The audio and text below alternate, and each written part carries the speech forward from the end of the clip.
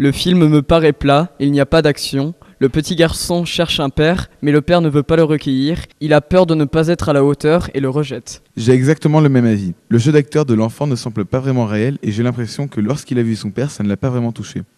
Cependant, la femme qui accompagne souvent l'enfant semble être responsable et gentille. La bonne annonce du film ne m'a pas plu. Moi, j'aurais pensé que c'était un film plus intriguant, mais j'aime pas. Je pense que le film fait passer énormément de sentiments sur les enfants adoptés. On peut voir que c'est un film émouvant par rapport à la musique tragique diffusée en arrière-plan. On devine que c'est un enfant rejeté par son père. C'est un enfant qui est seul et c'est une histoire triste. La femme sur l'affiche est un personnage important dans ce film car elle va s'occuper de lui et deviendra son amie. Cette bande d'annonces explique que c'est un film riche et triste en émotions. Le film doit sûrement être dramatique car dans la bande-annonce, nous comprenons que Cyril est abandonné par son père. Il rencontre ensuite un chef de bande nommé Weiss qui va très certainement avoir une mauvaise influence sur lui.